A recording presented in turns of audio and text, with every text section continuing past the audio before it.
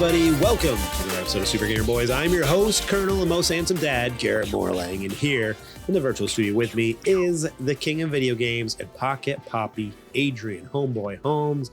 What is going up, dude?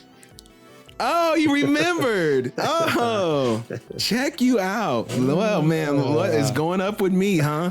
I'm doing good, man. Making it through another Monday here. Finally getting to my favorite part of the day, let alone one of my favorite parts of the week. Had a really great weekend this past weekend. Got to do a whole lot, crammed a whole lot into the weekend, and here I am now talking to you. And if you can't notice, dear listener, we both sound terrible. For some reason, at the same time, both Garrett and I developed a quite terrible cough. So you may hear some slip, or you might hear us just randomly mute. It's because we are both hacking up a lung. So your grace is appreciated. This last week has been rough for our family. So like last Sunday, like not this past one that just happened, but last Sunday before that, actually Saturday even, my youngest got sick. He had like this nasty, croupy cough where like he could barely breathe. He would cough, and then he would try to breathe. It was just so tight, like, like struggling. And we're like, it was scary, holding your 4-year-old and it sounds like he's suffocating. I was like, oh my gosh, this is so scary. And then like Tuesday, my oldest Shep, he's like, man, I got a headache, and he's just was sleepy all day. I don't know, it was weird. Like he came down with something. And then Thursday I got sick, and it was like more like a head cold kind of thing. So like my sinuses were all stuffed up, and I only have the cough now because everything's draining. Because like I'm better, but like because my sinuses are just like, all right, here's all like crap and crud we've been collecting the last 4 days. Here it is. Same, which sucks. And then like Friday or Saturday, Trudy came down with something, which was totally different. But it's weird because all 4 of us got sick, but we all have different symptoms. Like Griffin was just like this tight cough. I got like the head cold thing. Shepard just had like a headache. It was sleepy. And then Trudy has a cough, but it was like closer to like what I have now. But that's what she started with. And I was like, what the heck? Like, you guys are like the Power Rangers of getting sick. You all have one different piece of what like an actual sickness is. So when you all come together, you're just a regular cold. Yeah. It's miserable. So, excuse me. So yeah, if you hear my voice start to go out, that's why. That's what we're doing. Hacking up a lung over here, but taking turns. I'm feeling good. Other than that, it's annoying. Yeah, that's the worst part. I feel good everywhere else, but just my throat is killing me. And it like talking makes it worse. So as one of those things are coming down here, Trudy's like, just cancel the podcast. Like, you don't do it. You're like, you're not. I'm like, if you would have texted me, I would have said, dude, I am in the same boat. I totally understand. But no, I gotta power through. I gotta do it for the listeners. I can't leave them hanging. Hey, that's what I was getting ready to say. We gotta power through. So. All right. Or what'll happen is 30 minutes in, we're both like, screw it. We're done. We're done. We're wrapping it up. I'm sorry. That would be a first in history, wouldn't it? Yeah. That we had to end the show early. We're both dying, actually. I need to go to the hospital. Bye. Oh, man. Speaking of, I saw on social media, Carrie's dealing with her 3rd bout of COVID. How does she keep getting it? I don't know. Or is it just not going away? I think it's because she's not keeping up with listening to the podcast. That's what it is. That's the medicine. The medicine. It's kind of like an antibiotic. If you don't stay on it, the symptoms come back. She hasn't been here in the chat. Enough. She hasn't been here in the chat, and then she gets sick again. So I think that's it. I think you're on to something. So it's confirmed. Our podcast is medicine. So it's literal medicine. Literal actual medicine. Are we does that make us doctors? Are we Oh, hang on. Now that I work in a medical field of some sort, we need to be careful with what we're claiming, doing, and saying. That's not make too many crazy claims. I mean, it sounds like to me that conclusion sounds like we are both doctors. So maybe we need to add that into our intro. Garrett Morlang, MD, Adrian Holmes. PhD, MD. What kind of doctor do you want to be? Depends on what kind of a doctor. Well, I mean, I'm in the veterinary industry, so it had to be DVM, Doctor of Veterinary Medicine. So there you go. Yeah. Good times. Good times. I'm trying to like stifle a cough. Hang on. I'm good. We're good. I am literally sucking on a Ricola right now. I know people can hear it and they're like, "What are you eating?" I know. Careful. That's like the you gotta set yourself off doing that. Yeah, that's like the biggest podcasting sin is I have something in your mouth, like gum. I have something in my mouth. You're gonna have to live with it. I'm sorry. I do not want to die because what? I was gonna say, just don't like play with it and like click and clack it against your teeth. I've done that before. There's like an episode a long time ago where I had like a cough drop in my mouth and I noticed I was like, like kind of tapping it like with my tongue against my tooth and click, click, click, click, click, and I could feel it. But I had headphones on. I didn't realize it was making that loud of a noise. To listen to the podcast later, I'm like, oh my gosh, that's so annoying. Just me playing with this cough drop in my mouth. Not to make you self-conscious or anything.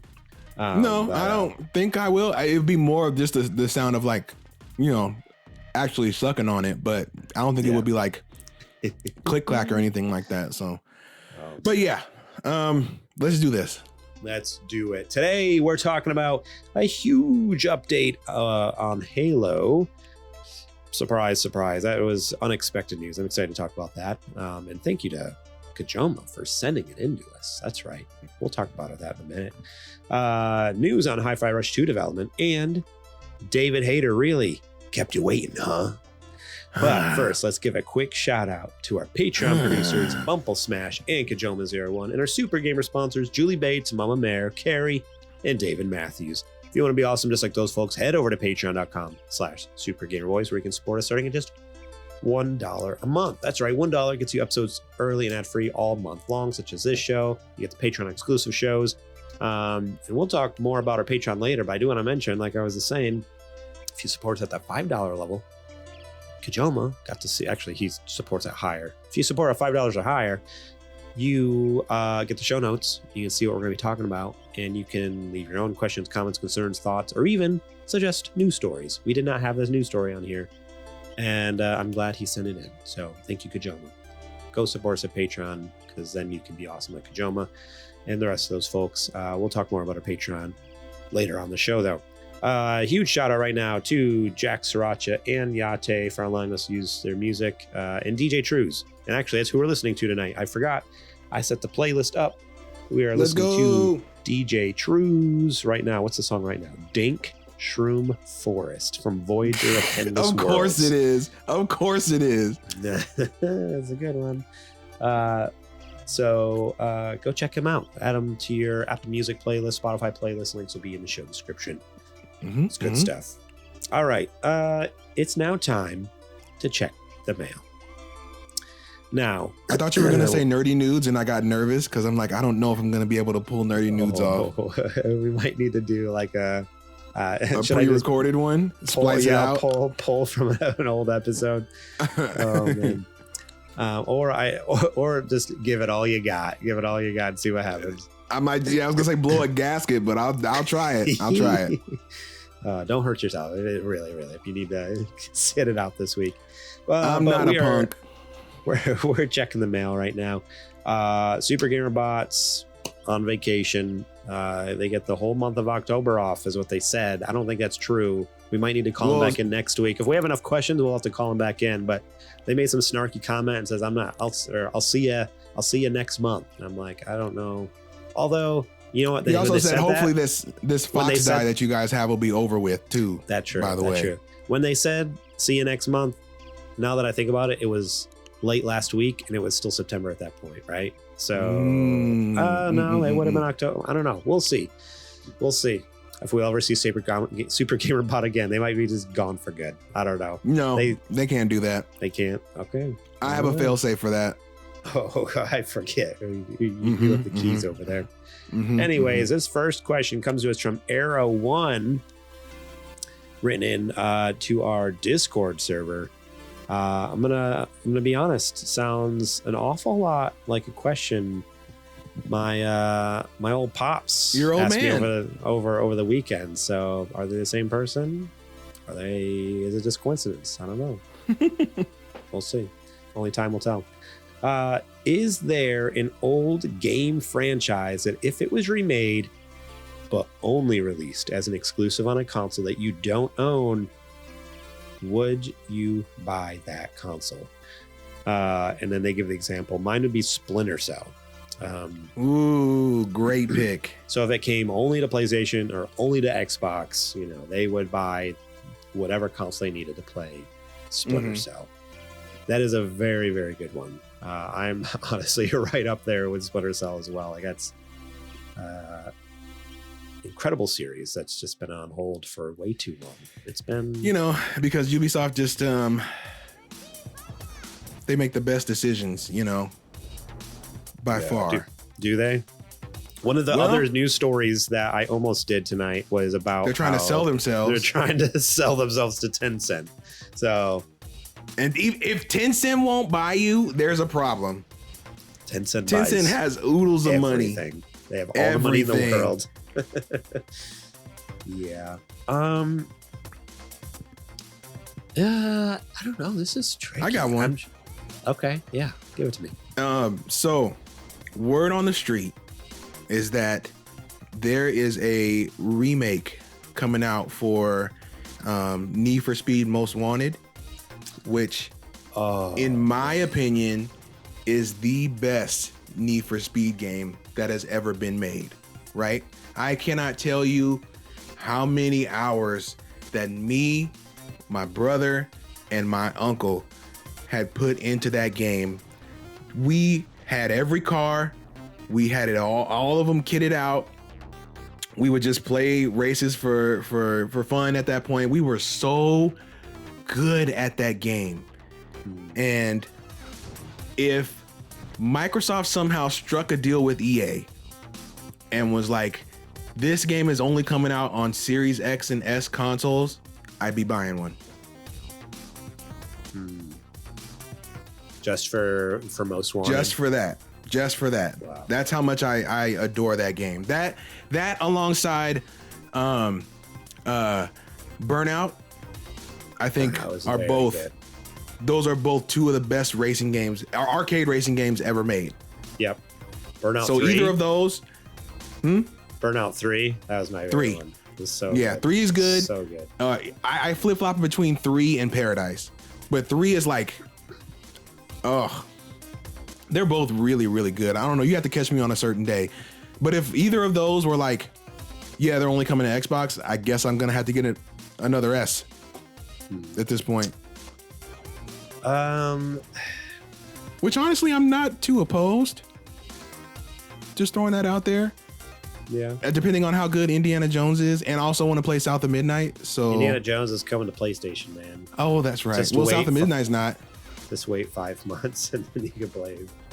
And I that's the one I want to play the most is South of Midnight. So we'll see. Think.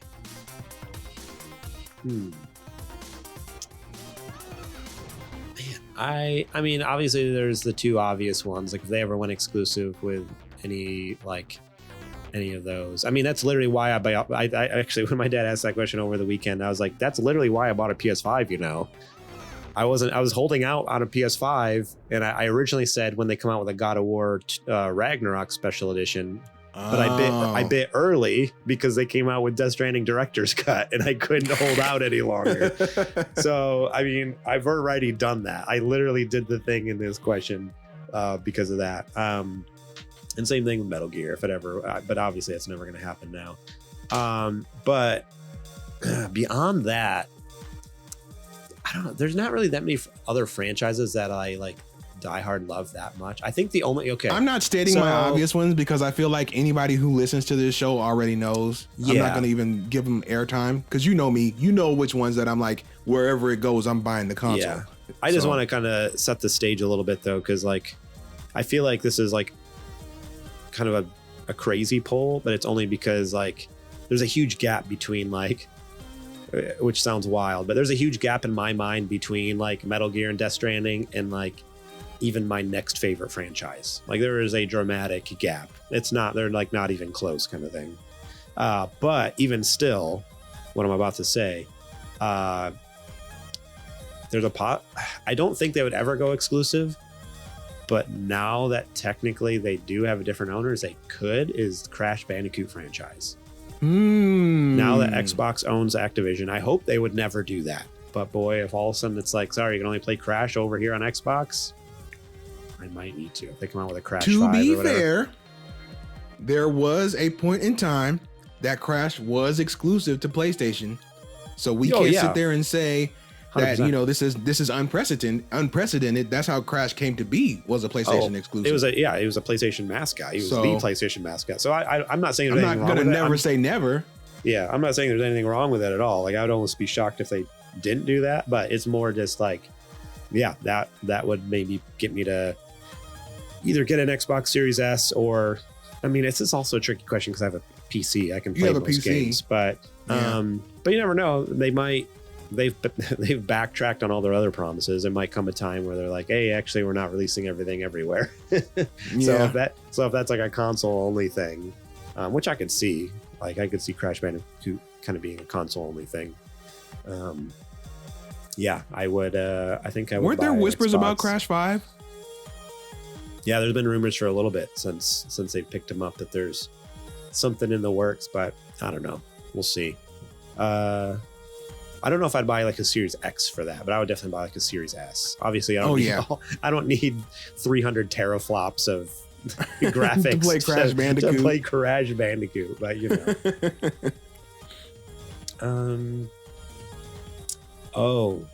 BioShock. Fair. Very fair pick.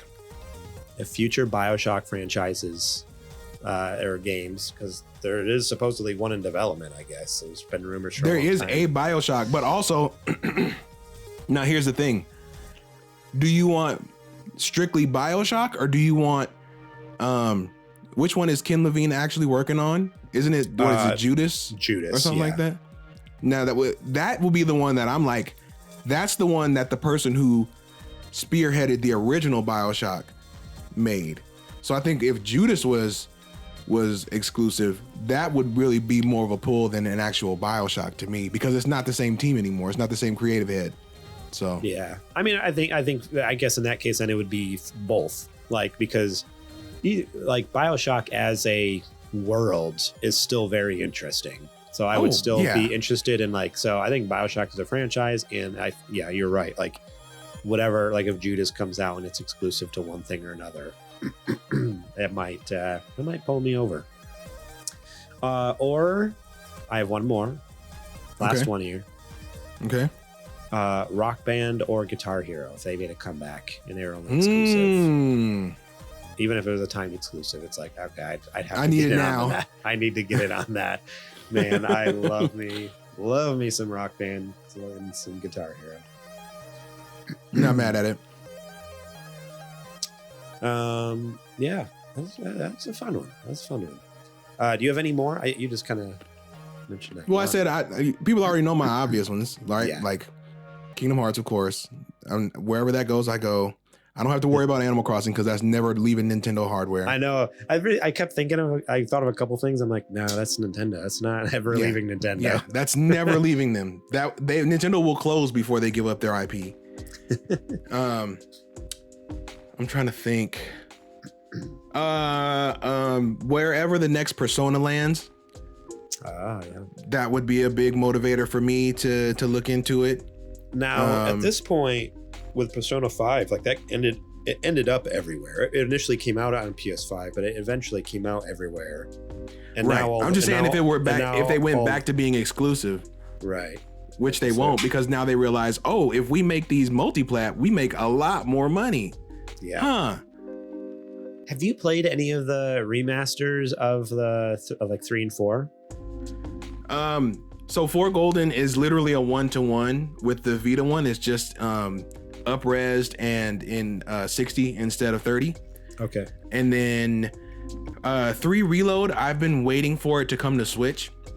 Okay. Because I want to have the ability to take it with me, because JRPGs these days are so hefty that I'm not going to be able to have enough time to just sit at home and play it. I want to be able to take it with me and, chip away at it when I'm out and about. And unfortunately, it did not come out on Switch the current one, but I have no doubt that the successor is absolutely going to get Persona 3 Reload, and it's also going to get the new the Metaphor game. I think it's going to get both of those. Okay. So as soon as those come to that hardware, that'll probably be the first time that I play both of them. Another question is totally unrelated to, well, not unrelated, unrelated to the question, I guess, but related to what we were just talking about with the Switch 2. I've seen rumors swirling that people think that we're going to get an announcement by next week, by the 16th, or by the 17th. Yeah, there's some rumors going on Reddit. I saw people really heavily kind of leaning into that by the 16th or 17th of next week will be. What do you think that's plausible, or do you still think it's too early for that? No. Hold on. I'm going to. I just want to do a little sleuthing because I want to see the date that the original Switch reveal came out, because I also feel like that was in October. Oh yeah, it might be right. Well, while you're doing that, I can go ahead and read a Ranger's question here. Nintendo Switch reveal trailer. Let's see. Good old Ranger wrote in again on using the form submission over on our website, supergamerboys.com. Says, Ranger in the house. What's going up, boys? I wanted you boys to know that when I walk my dog, it's podcast time. Often when I listen to the show or various other podcasts, I listen on my smart glasses. This is one piece of tech that has changed my life. I use them when not at work to make phone calls, accept texts, listen to podcasts, music, etc. It has been well done. Excuse me, I'm dying. There we go. It has been well documented that the PSVR 1/2 cinematic mode also had quite an impact that has changed the way I play games. I recall holding a PSP in my hands for the first time. I was blown away at how it felt like I was holding a mini PS2 in the palm of my hand. Playing my Dreamcast. To feel that again for the first time. Oh, yeah. God. Playing my Dreamcast for the first time was the first time I truly felt that I had a true arcade-capable machine connected to my TV. Hydro Thunder, Ranger, I knew you were cool. I knew you were cool, man. You got some good taste. My question for this week is, do you boys use any newer or more recent tech that has completely changed the way you do things? You recall a time where tech had a significant impact on your life that has stayed with you to this day, tech or gaming memory. P.S. I believe Garrett made a sly, sassy comment last week about one day getting rid of the form submission on supergamerboys.com. I'm saying it here and now. As long as Super Gamer Boys exist, it is the expectation that Super Gamer Boys exists in its pure form with the form submission, and it is not treated like Jetson. Oh boy. We'll see about that, Ranger. We will see who wins out on that one. I'm kidding. That's a great question. So what's some newer tech that has kind of changed your day-to-day drastically? And then is there a time where tech had a significant impact in the past as well? Yeah, phones. That's the easiest one. Smartphones. Yeah. Or at least I'll say smartphones from the from 2007 onward, when the iPhone dropped, and then because that changed the way not only that phones were made, it changed the expectations of what they can do, and then it also changed the way of how we communicate. Worldwide. We weren't that plugged in, or we didn't have the access to that much technology at the same time. So that definitely changed everything. So I would say for me, and I say overall, and even for me, phones is a huge one. As far as gaming, I would probably say online play. With the original Xbox, or it's signing on the Xbox Live for the first time and actually like seeing other people and being able to chat and then hear their voice like you're on the phone, and then you see them moving and you're moving, and it's like, man, we're playing the same game together and you're not on the couch. It's crazy. Yeah, now we take it for so much granted, but. Oh, it's true. Yeah. I never owned an Xbox One, but I shouldn't say that. I never owned the first Xbox. Well, both of those statements are true. Right. But I remember on the PlayStation 2, my dad loved the SOCOM series. And the whole thing with SOCOM was PS2's first foray into online play and using the modem attachment. You had to purchase a separate attachment that slid into the back of the PS2 in order to add the online capability. So, we bought the modem attachment, slid it in there, hooked it up to our blazing fast high-speed internet, which dial is probably up. Only it was after dial-up. So it was broadband. Okay. We had broadband, but it probably wasn't actually that fast. It was Roadrunner internet. It was actually branded and had used Roadrunner, the character and everything. That's why it wasn't fast, because that's where all the money was into the brand deal. Right. It was Time Warner Cable, which is owned by. Oh, okay. That changes things. The whatever the parent company of all that. Yeah. So Time Warner Cable with their Roadrunner internet. But hooking that up for the first time, and SOCOM was an incredible game already. Actually, even let's back it up. SOCOM was incredible because it came with a headset in the box. When you bought it, it wasn't just a game. It was a big box that came with a headset, and you could talk to the game. And this is way before AI. But it had voice commands. You could point your crosshair somewhere and be like, go over there, kill that, take out that target, hold position, follow me, whatever. There was a large list of commands you can make, and the characters in the game listen to you. And so then on top of that, now back to what I was saying before, they also added the online play, and to be able to talk with people online while you're playing the game was absolutely crazy.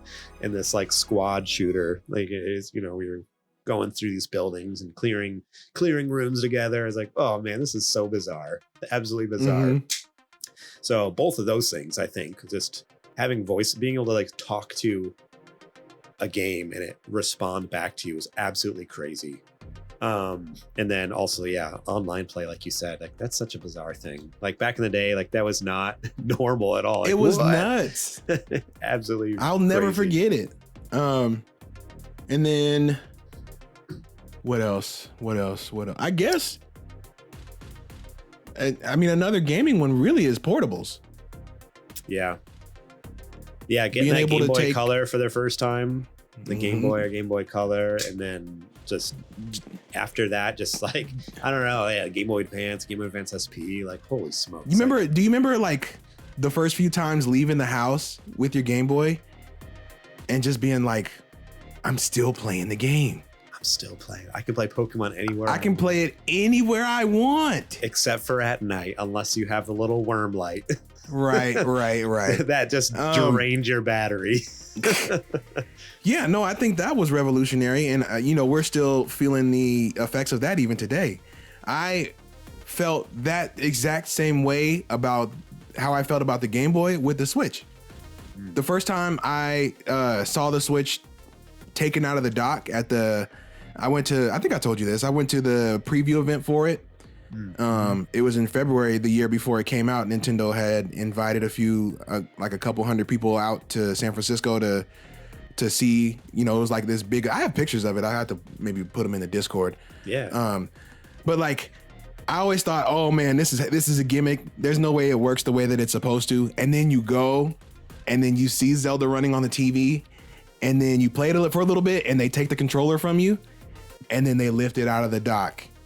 And you see it immediately snap over, and they hand it to you, and you're started playing. It's oh my God. It's wild. That is really insane. Yeah. That's so cool. I will never forget how cool that was. That's imprinted on my brain of man, and now, of course everybody nowadays is oh, it's old hat, which it is, but I feel you had to be there. I don't know. Yeah. You had to be there. It's still impressive. No one else is doing quite that same thing. They can do all right, I guess with that you can say with the Steam Deck and the ROG Ally, they are technically capable of that same thing, but I've never had a smooth experience with it. I have a dock for my Steam Deck, and if I plug that thing in there, it's always 10 minutes of adjusting settings before it actually looks good on my TV or on my projector. I don't know what it is. It's not I love with the Switch, you put in the dock and it's just boom, there you go, you're ready to go. Yep, where with the Steam Deck, keep playing. The the Steam Deck, it's like, oh man, like it's like the resolution didn't adjust correctly. Like the font's so tiny, I can't read anything. I gotta adjust that. Oh, okay, stupid. My DualSense won't connect anymore. I gotta sync my. So to me, like the Switch is still magic because the fact that it just does it and it works. It's so amazing. No fuss. Also, I have that date to piggyback off of that when we're done here. So yeah. I'm trying to think of a more recent tech thing that's really. I guess the Steam Deck is one of those things. Honestly. Yeah. If talking about like a more recent one, because you asked kind of a more recent one and like one from our past. The Steam Deck has absolutely changed gaming for me. The fact that 100%. I can play anywhere and everywhere, and I can play everything from it. Like, excuse me. He's dying. Like I can play PC games natively. I can play PC game streaming. I can play my PlayStation streaming. I can play, I've added, I don't know what you call it. I didn't mod the console, but there's workarounds to get other storefronts on there. So like I can play all my Epic Game Store, my GOG games, there's all this, like it's opened up so many just avenues of gaming for me. And the fact that I can just sit up in my room in my bed and play it, or take it on a trip on a plane or a friend's house, like 3 states away, or even when I was in New York visiting my family last year before, I don't remember. The last time I was, but like it's crazy. Like I was streaming off my PlayStation across the country, and it just worked. It was just absolutely incredible. So the Steam Deck to me is just a game changer for more recent times. 100%. Yeah, I've played more games because of it than I ever would have, and I've been able to get into like, I don't know. I feel like I'm more excited to jump into things that before would have just scared me. Like I'm freaking playing the Yakuza games because I'm like, I can play it anytime I want. I can take this thing anywhere. It's great. Like I never would have touched Yakuza before, but because I'm like, I don't have to sit down in my office all alone and play video games. Like that's fantastic. I can be with my family or be on a trip or wherever. No, I get you. It's good. It's good stuff. Yeah. I do want to give a shout out. Go ahead. What's your shout out? I was going to say shout out to technology. That's all. Yeah.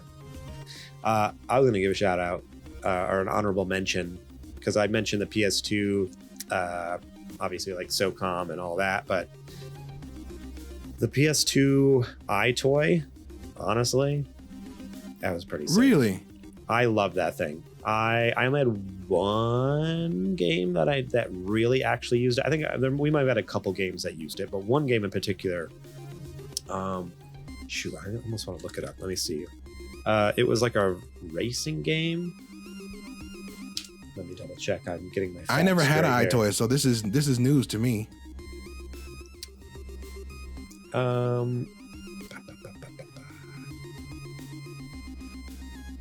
Maybe I'm misremembering. I could have swore it was this game. Hang on. Can you vamp for me? Yeah. Real quick. Okay. While you do that, oh yeah, give us the date on the Nintendo thing. So it was October 20th of 20. Oh. Okay. October 20th of 2016.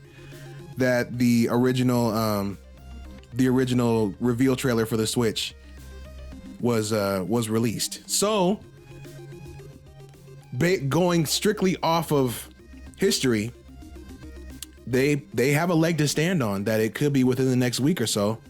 Yeah. And then leading up to an April release date, like people are considering, or like that's been the leading speculation is that April is going to be when Nintendo is targeting to release it. That's a really healthy runway for a lot of people, to go ahead and start to prepare for that. Like you put $50 away a month, you're good. You got it. Yeah. Okay. Okay. So I found it. So the name of the game was iToy Anti-Grav, and it was a hoverboard racing game, where you literally, so you'd start the game and you'd have to put your hands up so it could detect where your hands are, and it would detect each of your feet, and then you ride these hoverboards like a skateboard basically, or like a snowboard. So in order to move, you literally had to like pump your foot, right, get it to move, and then you'd like stand sideways and lean forward and backwards to like steer, and you could do like twist and like do tricks and stuff like that. I had so much fun with that game as a kid. Like that was revolutionary to me. Like nowadays, I mean, the eye tracking and like even like Quest 2 is light years ahead, and even the Quest 3 even better. But back then, again, that was like such a new thing. Like have this old camera on top of your TV, and like I'm playing a snowboard. I'm actually snowboarding. I'm standing, I'm balancing, I'm jumping around and stuff. Man, it's such a blast. I love that game. So shout out to PlayStation 2 iToy for just being awesome for 10, 11-year-old Garrett. All right, we should probably move on to the show because we haven't even gotten to. It's 50 minutes into the show, Adrian. What are we doing? That's not true. We're gonna blaze through these. It's 50 minutes into the stream, I should say. I guess the intro lasted a little longer this week than normal. Mm-hmm. I feel like we say that every week, though. All right, no, you can't get. All right, Adrian. All right. While you're dying, I'm going to ask you to do something you probably don't want to do right now. Here we go. But Adrian, it's now time for the nerdy nudes. It's now time for the nerdy nudes. We made it. We made it. You made it. All right. We made it. Well, you can go cough your lung up while I read this news story, because I need you.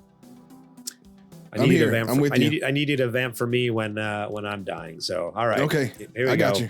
This first news story comes from The Verge, written by Tom Warren. This was sent in by Kajoma01. Remember, if you want to be awesome at Kajoma, support us on Patreon.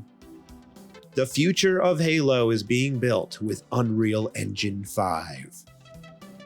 That is right. Microsoft is moving its Halo development to Unreal Engine 5 after more than a year of rumors of an engine switch following a leadership overhaul at 343 Industries, layoffs, and other changes. 343 Industries is now becoming Halo Studios as part of this engine change announcement, hoping to mark a new chapter in the history of Halo. So that's right, no longer known as 343 Industries, now known as Halo Studios. Halo moving to Unreal Engine 5 is being positioned as the first step of a transformation for Halo Studios to change its technology, structure, processes, and even culture. We're not just going to try to improve the efficiency of development, but change the recipe of how we make Halo games, says Pierre Hintz, studio head at Halo Studios. The team building Halo will move from the studio's Slipspace engine to Unreal after the proprietary engine it built for Halo Infinite became difficult to use and strained development. Halo Studios has had to dedicate a lot of staff to developing the Slipspace engine, and parts of it are almost 25 years old. One of the primary things we're interested in is growing and expanding our world so players have more to interact with and more to experience, as Chris Matthews, art director at Halo Studios. Nanite and Lumen, Unreal's rendering and lighting technologies, offer us an opportunity to do that in a way that the industry hasn't seen before. As artists, it's incredibly exciting to do that work. Halo Studios isn't committing to any release dates or new Halo game announcement just yet, but the team has been building some examples of Halo running in Unreal, dubbed Project Foundry. The work is neither a game nor a tech demo, but more of a research, development, and training tool. It's also the foundation for how the studio is changing up the way it builds Halo games. Excuse me. Garrett is currently dying. Please give him one moment. There we go. I appreciate you announcing that every single time. Mm-hmm. Project Foundry has been built as if it was shipping a game so that a bunch of it can appear in Halo games in the future. It's fair to say that our intent is that the majority of what we showcase in Foundry is expected to be in projects which we are building, or future projects, as hints. Project Foundry includes more detailed landscapes for Halo biomes, as well as foliage levels we haven't seen in Halo games in the past. Master Chief's armor has been remodeled in this footage, months after I exclusively revealed in Notepad that Microsoft was working on some form of Halo Combat Evolved remaster. The armor that they do show off in this little demo reel is it looks like the Halo 1 armor, basically. The Halo 1, yeah. Halo Studios is now working on multiple Halo games, while the Slipstream engine will continue to power Halo Infinite. We had a disproportionate focus on trying to create the conditions to be successful in servicing Halo Infinite, says Hints, but switching to Unreal allows us to put all the focus on making multiple new experiences at the highest quality possible. That's interesting. Halo Infinite was supposed to be the final Halo. You know, the end all be all. Right. And now we're gonna build on this for generations. Now they're using it as an excuse as to why they need to move to Unreal Engine 5, which I don't blame them, and I'm not against this. That's for sure. They should have done that already. I want to be 100% clear. I think this is a fantastic move. Unreal Engine 5 has so much support, so much so many people in the industry already using Unreal Engine, whether it's 4 or 5. A huge support base there, incredible visuals, the ability to do so much with it. Like, it's kind of like, it really is a jack of all trades game engine, honestly. Like, that's so many of these engines are built with a very specific niche in mind. Like, oh, we need to make a first-person shooter game engine, or we need to make an RPG game engine. And Unreal is just like, we do everything. We do it all, you know? Suck it. I'm sure it does some things better than others, but in general, it does a lot of things very well. Adrian, did you have a chance to kind of watch over the little video they showed off? So I unfortunately did not know that this was this something they announced before they did this, or were they just like, yo, no, it was, come hang out in this chat room real quick? They just shadow dropped it on, I guess it was just today, 2:30 a.m. this morning. So okay, just that's a little weird for Xbox's biggest franchise to not have a runway for a basically rebirth of it. But anyway, I saw people talking about Halo a whole lot today, and I was at work, unfortunately, so I couldn't really dig too deep into it.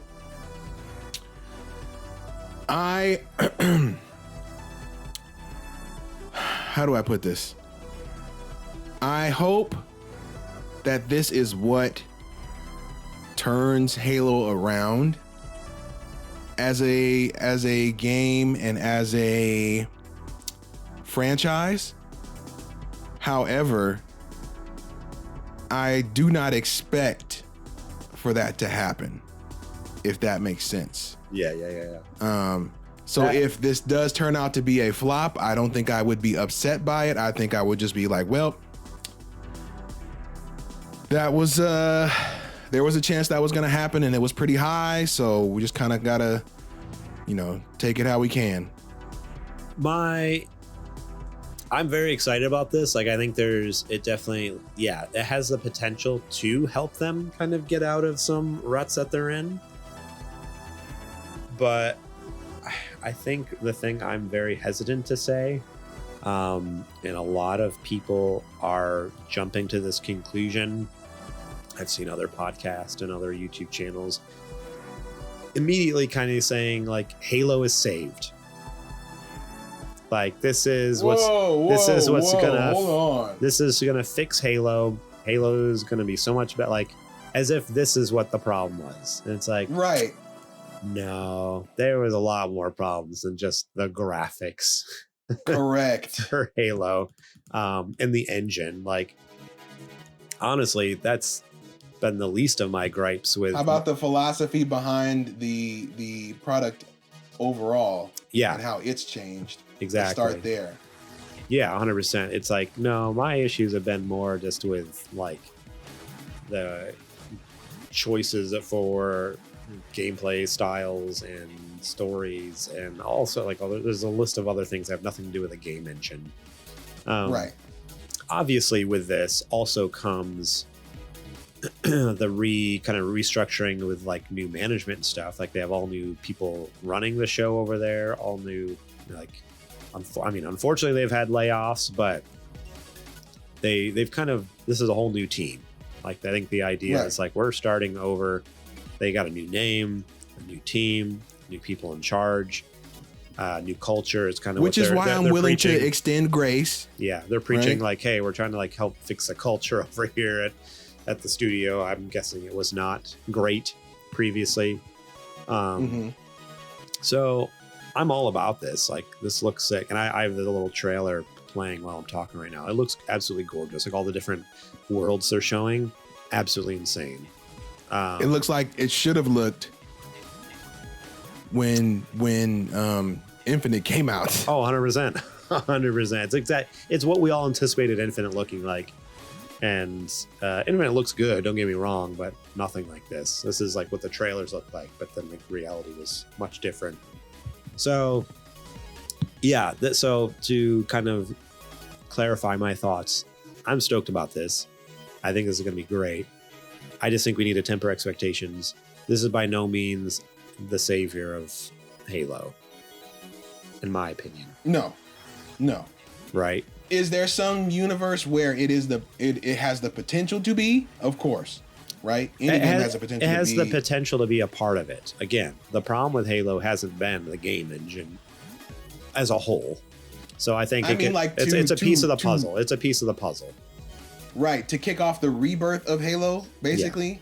Yeah, this definitely has the potential to do that. Yeah. Yeah, I don't know. I'm excited to see, and it's also interesting. Like, at the bottom of this article, they mentioned they're working on more Halo games now because it's easier to develop in Unreal. They're like, oh, we can work on so much more. Like, we don't just have to focus on one game anymore. We can focus on everything. My question. See, I have a problem with that because I feel like your first foray out the gate should be the showstopper. Why are we separating the team at this first juncture out? The first game from Halo Studios should be, this is what we can produce as a full orchestrated unit from top to bottom. Yeah. And that should be the big main Halo game. And then once that is released and it looks good, you know what I mean? Then you can go and start to split and do these smaller games and X, Y, and Z. But you want your first foray to be like, oh my God, these guys get it. They're nailing it. Yeah, unless they're pulling like okay,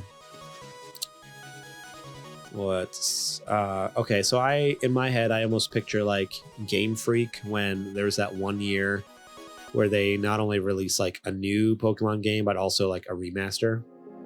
I wonder if they're almost doing that, because there's been rumors of like a Halo remaster for a long time, a remake. I wonder if like they could have like a team working on that and then a team working on a new Halo game, essentially, you know, whatever the next chapter is or whatever.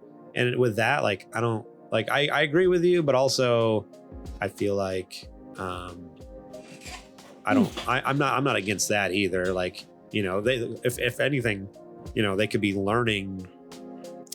They could all learn together through, you know, maybe they're because a lot of this, obviously, again, a lot of stuff they showed off was like, oh, okay, this is from that early Halo era. So a lot of this could end up in that remake. And so they're all learning together. And then someone will eventually they'll branch off when did I lose you, good buddy? The time is right. So they'll branch off when the time is right and make their own game. So that's my thought, is like, all right, they're all starting together, but then maybe branching off eventually to do their own things. Because I would love to see that. I mean, not that we necessarily need a new Halo already, but maybe, because Halo Infinite didn't hit that hard. So give us a new Halo. I was going to say, actually, maybe we do. or I don't know. Someone else was talking about it earlier today. On Twitch, I was watching, and they were talking about like Halo Wars, like bring Halo Wars back. Imagine Halo War, like the RTS, like top down. My brother would turn flips if they brought Halo Wars back. Like with Unreal Engine 5, like it would look stunning. Like it would give like Civ 53 a run for its money or whatever it is they're up to now. Like 53. I feel like every year they come out with a new Civilization game, you know? Yeah, I'm excited, but let's keep it real, you know? I don't think there's anything wrong with you or I or anyone hedging your bets and trying to manage your expectations and your hype level. I don't think there's anything wrong with that, especially given the track record that we've had with Halo, over these last few years. Yeah. We always say we don't want any game to fail, and this is another case of that. Absolutely. I would love to see this succeed and regain interest in Halo, for the masses, for the younger generations coming up after us. Mm-hmm. But at the same time, there is that very real possibility that this is just not going to be the case, and it's going to be another flop. And then Microsoft could say, all right, look, we tried everything that we know how to do. Halo's done. You know what I mean? So yeah, I am interested to see where it goes. Yeah, 100%. All right, this next news story comes to us from Wesley Yinpool over at IGN. Hi-Fi Rush 2 dev wants it to offer a more open world type of experience, the new owner says. Hi-Fi Rush 2 looks like a certainty following PUBG company Krafton's acquisition of Tango Gameworks. Microsoft shocked the video game world when it closed Japanese studio Tango Gameworks earlier this year as part of devastating cuts that saw 1,900 staff let go from its gaming business.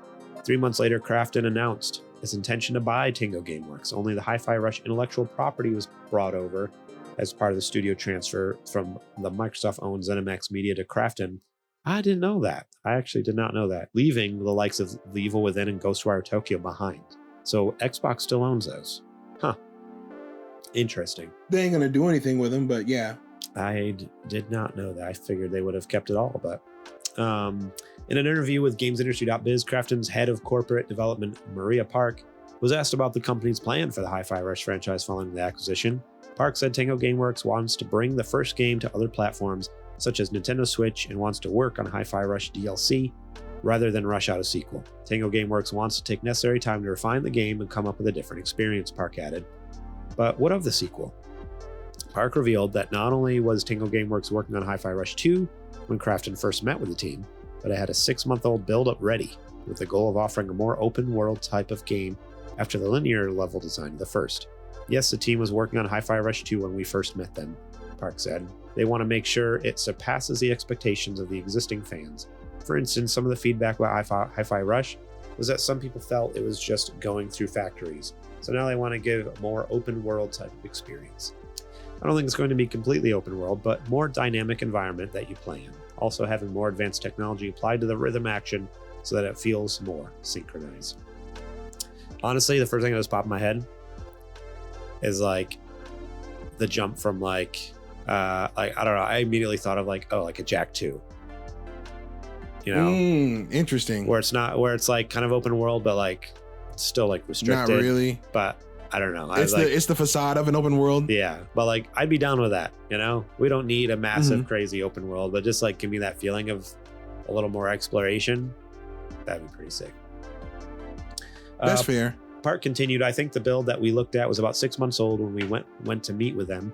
At the moment, because the IP acquisition is in progress, it's been on hold, as all the related assets and tools will be transferred to Krafton from Microsoft. But yes, we'll continue working on it for sure. Like I said, we won't really rush to the market just to deliver a sequel. We want to make sure that the sequel is actually at a quality level that surpasses the community's expectations. Meanwhile, Park confirmed Tango Gameworks was working on anniversary content for The Evil Within, which is now unlikely to see the light of day. Park also said that by the end of the acquisition process, around 70 to 80 of Tango's 90 staff will have joined Krafton. We're also going to backfill some of those positions that are immediately in need, Park added. So the studio total will probably add up to around 90 to 100 towards the end of the year or the beginning of the next. Park also teased that Tango Gameworks has a new co-op online game under development, and that Krafton will bring its live service expertise to bear and help bring it to the next level. I don't know how I feel about that last part. So, circling back to the initial part, right? Yes.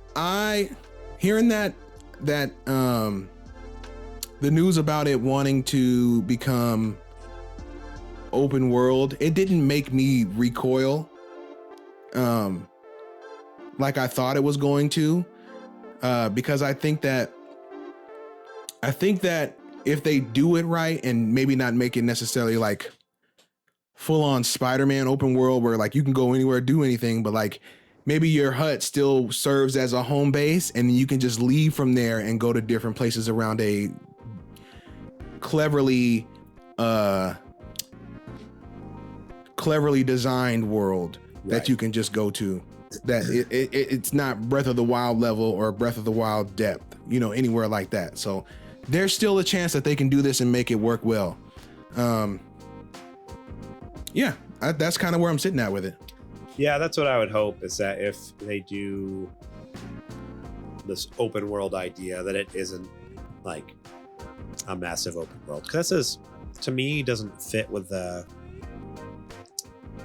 vibe of the game, I guess. I don't know. Like I kind of enjoyed that it was fairly linear. And it had like its secret areas where you could still explore and walk around and stuff like that. But I don't know. Like if I want, I'm not against it, but I also didn't feel like it necessarily needs it. My only fear is that I hope they're going with this idea because they truly want to and they have good ideas and not just to chase a trend. Because I feel like every other game that comes out nowadays or more, you know, majority of games, everything's open world, which makes sense because we have the technology for it. So why not build this whole big immersive world? But I think people can use it as a substitute for substance, right? Like games back in the day weren't all open world. They're all very linear.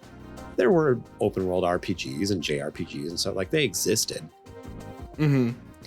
But there was also a large number of just very linear games, but they were just chock full of just substance, content, like good storytelling, great gameplay, also like the beautiful visuals. Like they just checked all the boxes, so we didn't need the distraction. An open world on top of that. We didn't need the distraction.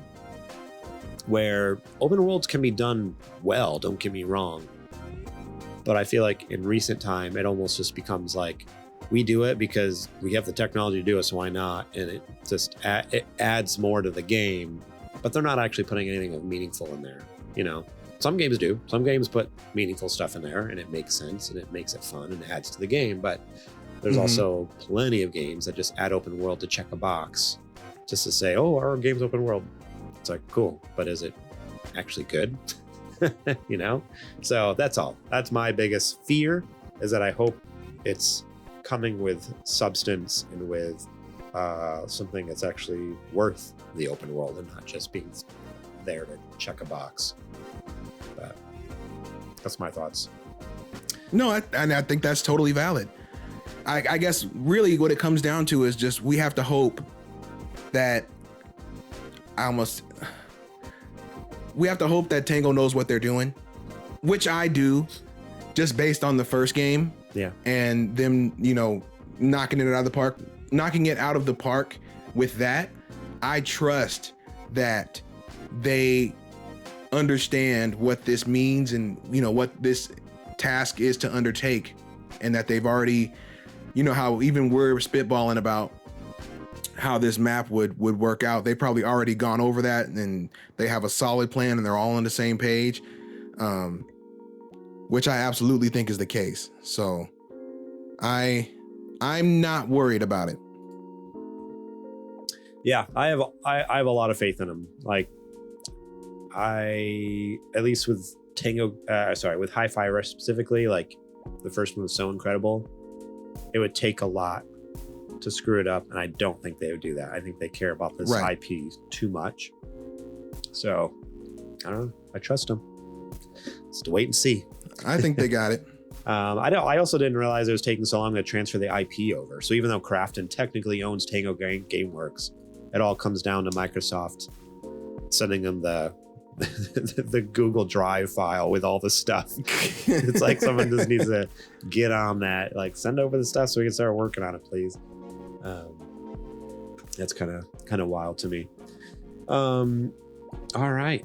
Well, that's all I got for that. Let's move on to this last news story. This last news story comes to us from Matt Wales over at Eurogamer.net. Metal Gear fans dare to hope as David Hayter teases return to a role I've not played since... ...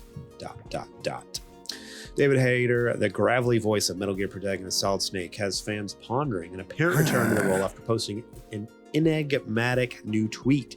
That's hard to say when your nose is stuffed up, let me tell you. Enigmatic. Ooh. Hayter was famously ousted from the role in 2013 after Metal Gear creator Hideo Kojima, always one to be swayed by a celebrity, controversially decided to replace him with Kiefer Sutherland from Metal Gear Solid 5: The Phantom Pain.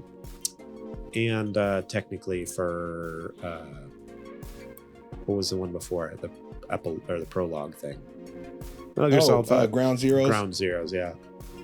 Longtime fans, it's fair to say we're not particularly happy with the move, and Hayter has made no secret of his disappointment in the year since, saying the switch was handled, quote, pretty badly, and I've got no particular love for Kojima. Now, though, Hayter has sparked renewed excitement among fans with a fresh post on social media teasing, I was in the booth today playing a role I've not played since... ... And just to make sure no one was in any doubt where he was going with a particular wink, Hayter followed the post up with an animated GIF of a dagger-wielding snake. Oh. Kojima. I didn't hear that. You didn't say that part. Yeah. Kojima, of course, has long parted ways with the Metal Gear series after an acrimonious split with publisher Konami, clearing the way for Hayter's return. Obviously, a recording booth appearance doesn't mean Hayter's returning for anything like a brand new Metal Gear game, and fans over on the series subreddit aren't daring to dream quite that big just yet. Instead, most are speculating he's warming up the vocal cords to record supplementary or promotional material for Konami's upcoming Metal Gear Solid 3 remake, Metal Gear Solid Delta Snake Eater, which is already confirmed to be using the original game's audio. It's also possible he could be recording a handful of new lines to accommodate new release formats. That's true. I guess that was something that Kojima did a lot in those games, was directly reference the console you were playing on, which at the time obviously was PlayStation. So press the X button, press the circle, So I wonder if they're having them record new lines for like press the, Y and X and whatever, for all the different controllers and stuff like that. Could be A, B. That's a pretty valid assumption. It's also been noted via IGN, Hayter will cameo as Snake in the upcoming Sonic the Hedgehog fan movie, Sonic Villains. Is Konami okay with that? What? But recording for that will have been completed long ago, given it's out this month, and seems unlikely he'd be doing much in-character promo work for a fan film. Although that's the most wild thing I've ever said out loud. He's cameoing. He's in a cameo as Snake in an upcoming Sonic the Hedgehog fan movie, Sonic Villains. Oh my god. Why is Snake and Sonic in the same world? I don't know. All of which to say the purpose for Hayter's recording booth's visit remains inconclusive, but Metal Gear Solid Delta Snake Eater is still set to release this year. It's not coming out this year. Absolutely not. It shouldn't be too long before we'll know what we can and can't start crossing off the speculation list. This game definitely isn't coming out this year. I know what PlayStation put it in their blog post video at the beginning of the year saying games coming out this year, but they also had an entire blog post interviewing Blue Box Games about a game that was supposed to be the next best psychological horror game, and they were going to have an experience available the next week. That was like 4 years ago, and at this point Blue Box has all but basically they've disappeared off the face of the earth. So not to say Konami's going to do that, but I say it just to say sometimes PlayStation.blog is more untrustworthy than some of these other news sites, honestly, which is sad. You'd think that they would have the source on all these things, but yeah. Well, nobody's infallible. I don't think it's a new game as much as I would love for it to be. I would like for it to be something. I think it's probably just new lines for Delta. But Which is fine. But I mean, you never know, and they could be working on more remakes or something. I don't know. Like there's we all are, or just additional lines for a whatchamacallit, like future. What is it, like the volume, like the master collection, like volume 2's gonna be coming out eventually. He could be in there re-recording lines for stuff like that. Like if they're actually gonna add Metal Gear Solid 4 to volume 2, like the rumors keep saying, then obviously, like, you know, I'm sure they're gonna make some tweaks for, again, localization on different consoles. But let's let them get through with Delta before we talk about recording lines for other games. I mean, but that's what I'm thinking though. Like, he can't have that many lines for Delta because they've already confirmed they're using all the original stuff. Right. So, but they're using all the original stuff. That doesn't mean they're using only all the original stuff. Yeah, I guess so. I guess you're right. I mean, yeah, I guess in my head, like, they've been so adamant about it being a 1-to-1 exact remake of the original. Like, I don't think they're coming up with new lines. Like, because then it wouldn't be a 1-to-1 exact remake like they keep saying it is. So, right. Yeah, in my head, it's almost like what more could they be recording for that game if they're not changing anything, unless they're lying about that, which they could be. But either way, it's exciting to see him back playing Snake. It's been a long time, and I know, like, he really truly loves that character. I don't know. I feel like there's some voice actors. And I'm happy for him. There's some voice actors that, I don't know. To me, it can almost come across like they don't really cheesy. They don't love the character. Like, they're just there for the money. It's a job. Yeah, it's a job.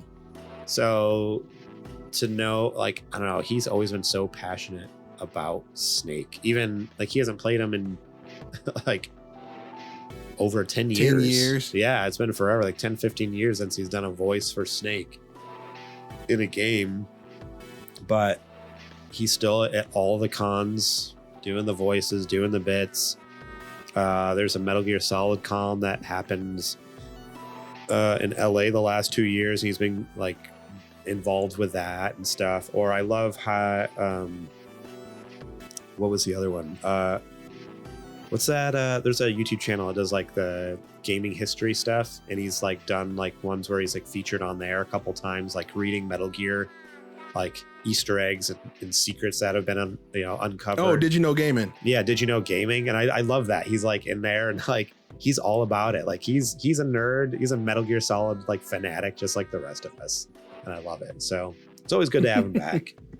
The iconic Snake voice.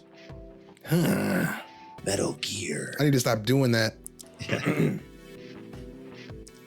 All right. Well, I'm losing my voice, so we need to wrap this show up. Okay. So with that, I also just noticed I forgot to put the news stories up for all you people. So we were talking about them, but you couldn't even see the stuff I was showing off. So that's cool. Oh boy, that's great. We're doing fantastic. Yeah, we're doing the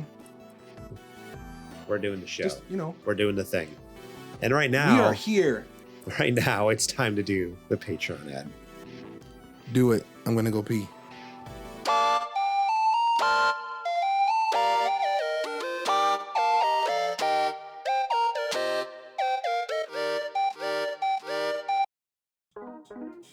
All right, it's now time for our Patreon ad. This is the part of the show where I tell you to go over to patreon.com/supergamerboys, where you can support us starting at just $1 a month. That's right, $1 each and every month gets you episodes early and ad-free, such as this show, as well as exclusive access to our Patreon exclusive shows, such as Super Later Boys, and early seasons of Super Gamer Book Club.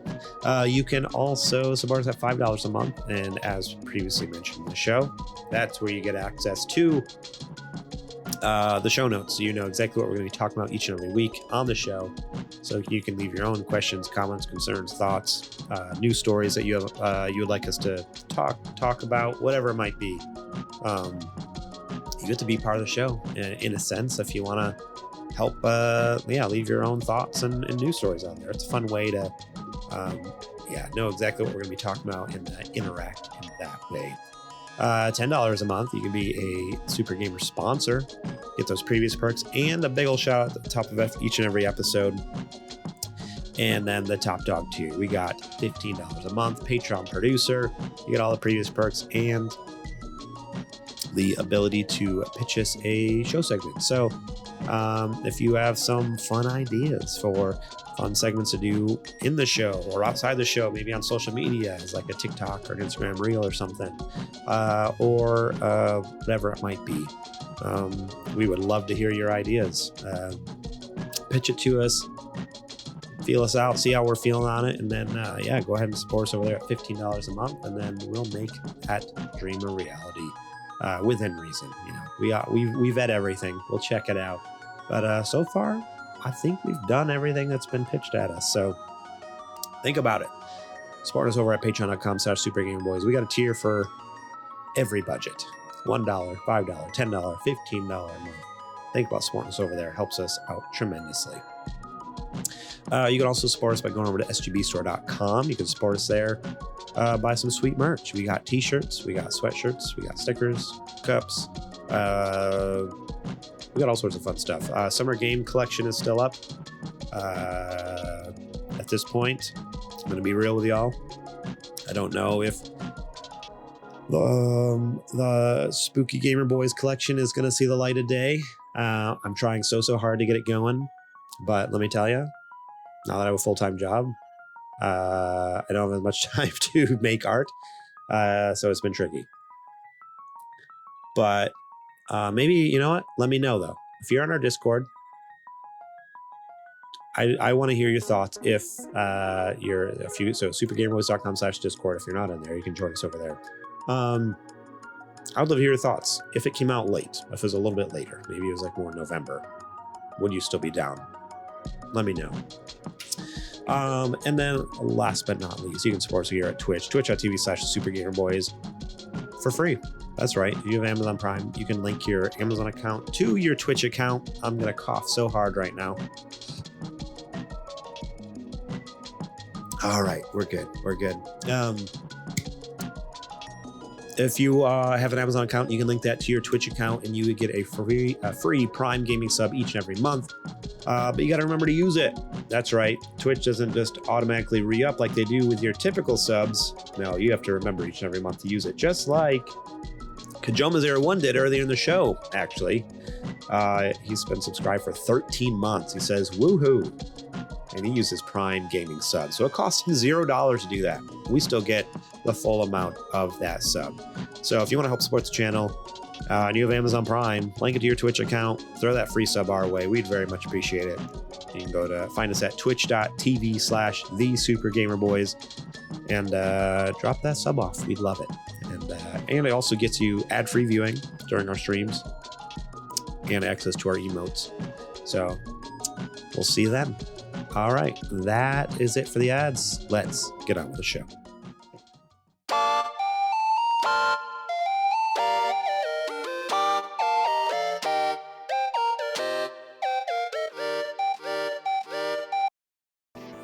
All right, Adrian, I'm dying. Yes, but before I do, I have a very important question to ask you. And what would that be?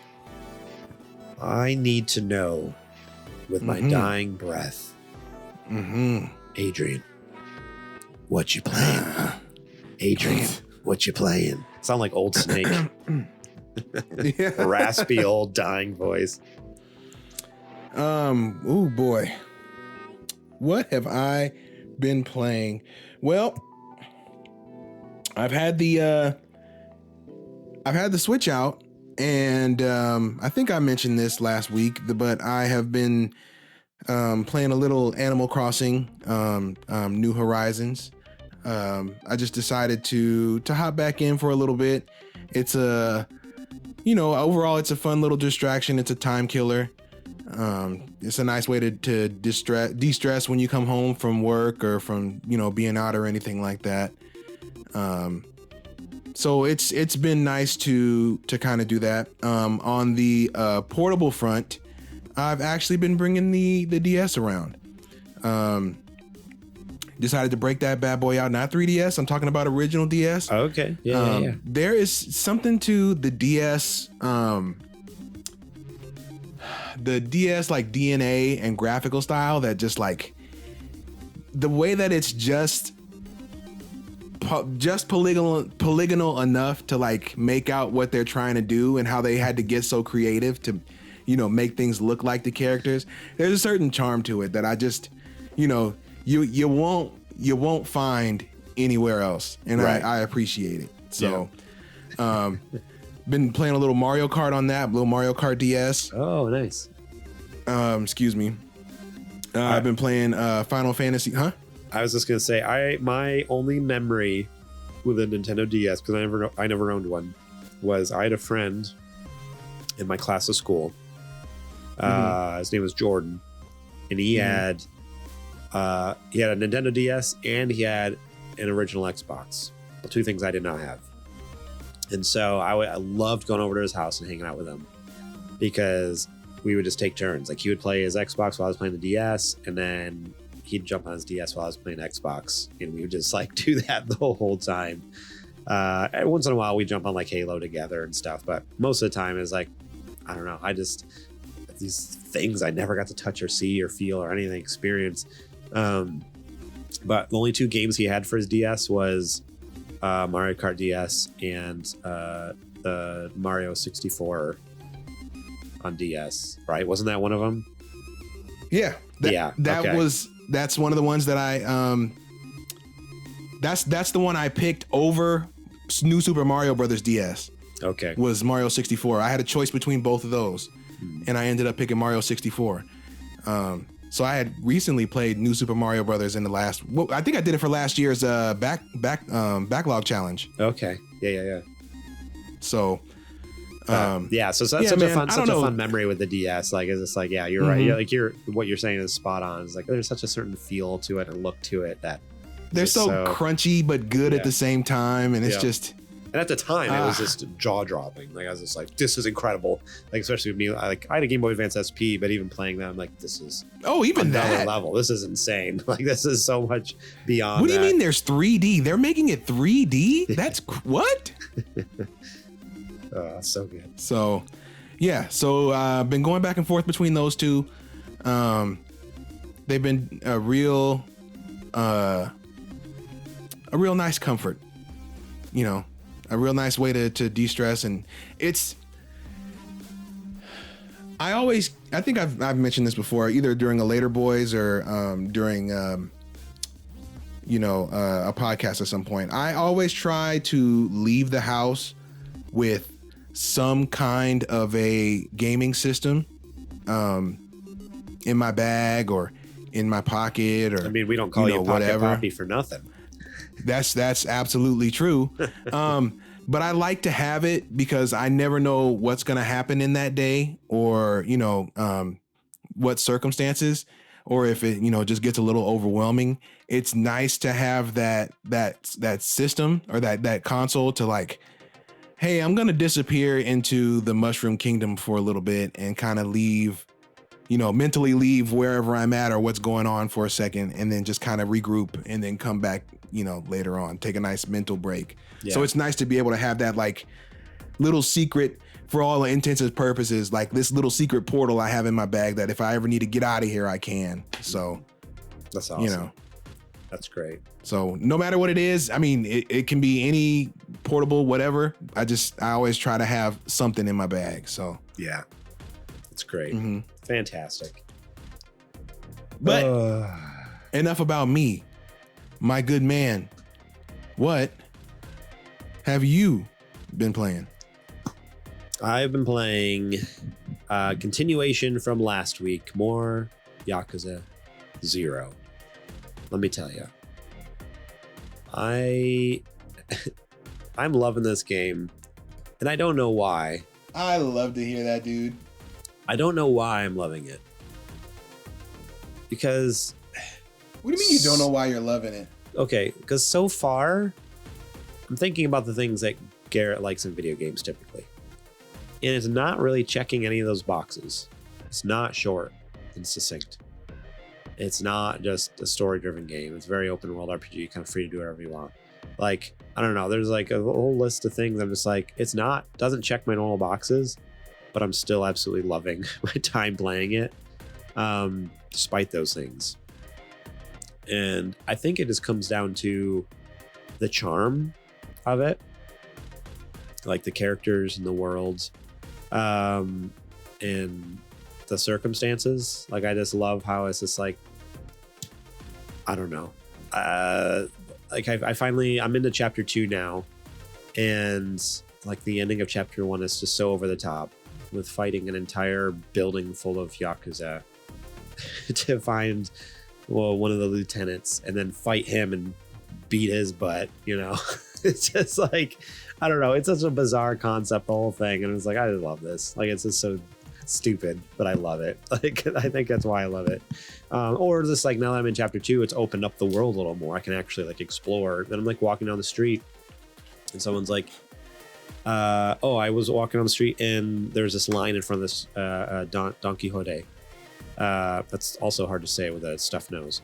And I walked up to someone and like, hey, what are you in line for? And they're like, oh, this little kid is like, oh, I'm waiting to get this game. Been trying to get this new game that came out, but sold out everywhere, and blah blah blah. I've been saving up my allowance and can't wait to play it with my dad. And he gets the game and then gets it stolen from him from like a high schooler. So you like offer, like, I'm gonna go beat the crap out of this high schooler and get your game back. So you go beat the crap out of the high school, and he's like, actually, I just got robbed. Someone else stole it from me. And so then you go chase that person down. You beat the crap out of him, and he's like, actually, I just got robbed. Someone stole it from me. And then so you go beat that person up, and then the final person is like, you beat the crap out of them, get the game back, and they like break down crying, like, I just wanted to buy this game for my son because I love him, and blah blah blah. And then come to find out, it's actually the father of the kid you started the mission for. Like, it was like a full circle thing where it just all came back to like, oh, the final guy you beat up was actually the father to the kid you were trying to help. But like in that, it's like there's this like really like down to earth messages, like, you know, your character talking to this dad, like, you need to be a better father, like a better example for your son. Like, think about your actions in the future. And I don't know, I think it's stuff like that. It's just like, it's just so funny to me because it's just not normal. And at least in American games, it's American games are generally more like, I don't know, just straightforward with the story and what's going on. And even like with side quest, it's just like, there's not always necessarily a moral to the side quest. It's just a side quest. And so I love that in this game, it's just like, hey, there's a moral to these stories here. Like, we're actually going to teach you something. Like, what game? What is this game? So overall, Yakuza 0 is extremely charming and fun. And the open world is cool. Like, you feel like you're exploring some like neighborhood in Japan. Like, I love how you can just, like, not all of it, the shops, but a lot of shops you can just walk into. Like, I want to go to this convenience store, you know, and buy some onigiri and like a taurine drink or something like that. Or I'm gonna go over to the batting cages and hit some baseballs. It's go to the arcade and play like a crane game or play an arcade game. I just love that. Like, they actually have little coffee shops and convenience stores. Have you done karaoke and all this stuff? In chapter 1, I did it because it was like part of the story. I haven't like, I finally found a karaoke bar, but I just bought some food and then left because my health was low. And that's what I love too. Like, to get your health back, you just go to like a restaurant and buy some ramen or whatever, and then just peace out. And the food looks so good in the game. Like, that's the other thing. Like, Japanese game, like Final Fantasy does that too, you know. But the food always looks so good. Makes me hungry for Japanese food. So yeah, good game. I'm enjoying my time. We'll see how much more it last me. I want to finish it. Like, don't get me wrong, I want to finish this game, but I'm also I'm wondering how long the charm can hold me, you know, because that's, again, not normally something on my checklist that holds me in a game long term. So we'll see how it goes. This might be another failure, or it could be a triumph for Garrett getting through Yakuza 0. All right, well, that is it for this week. Thank you all for listening. We appreciate each and every one of you. I'm gonna bring the energy down here. We're coming down here, because if I go too hard, somber. If I go too hard, my throat's gonna give out. I will die. So here's the deal. Thank you all so much for listening. We love each and every one of you. We appreciate you. We're thankful that you tune in each and every week to our live streams here at twitch.tv/supergamerboys. And you support us on Patreon. Patreon.com/supergamerboys, where you can get episodes early and free, starting at just $1 a month. And we also appreciate you for tuning in Wednesdays on podcast apps around the world and YouTube. And I guess that's it. That's all. That's it. Thank you so much. We appreciate it for checking out our stuff. sgbstore.com. You guys buy our merch. We love it. Summer game collection is still up, and as well as all of our classic collection. Go check it out. Sweatshirts, hoodies, coffee mugs, cups, swim shorts. It's hot. We're having second summer in San Diego. It's like high 90s all week this week. I don't know what's going on. Man, dude, same up here. Yeah, for the past 2 weeks, it's been all 90s, 89, 97, 96. What is going on? It got so nice for like a week, and then all of a sudden it's like, nah, just kidding. It's hot again. It's October, bro. What are we doing? Yeah, I don't like that. I can't stand it. Don't like that one bit. But you can buy any gear you need for any season over at sgbstore.com. Rate reviews where you can, Apple iTunes or over on Spotify. Leave a little 5 stars, a little comment on there. We'd appreciate it. You guys are fantastic, those of you who have done that. Huge shout out to Jack Sriracha, Yate, and DJ Trooz for allowing us to use their music on our show. Tonight we've been listening to DJ Trooz. Make sure to find them over on Spotify and Apple Music. Links will be in the show description.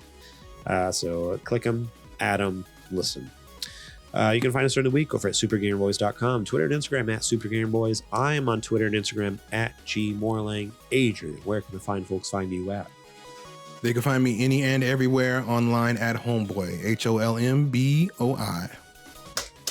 And that is it. So with that, Adrian, do you mind taking us out? I don't, but I will preface this as this is going to be an incredibly shortened version. I am worn out. So, folks, thank you for hanging out with us for another episode of the Super Gamer Boys podcast. As always, we appreciate any and all support that you give us in any form, whether that's merch, whether that's watching, listening, whatever you and however you choose to support us. It helps us to continue to do what we love, and that's sitting here hanging out with each other and with you guys and talking about video games and life and how those things intertwine sometimes. And with that, as always, we are the Super Gamer Boys. And we'll catch you on the flippity flop. We made it. We made it through. We cut it. Oh no, he's dying. He's dying. He started going like we were so close. He started going like Solid Snake voice, and then you I know the fox die got you. It triggered it. I'm going to bed. All right. Good night.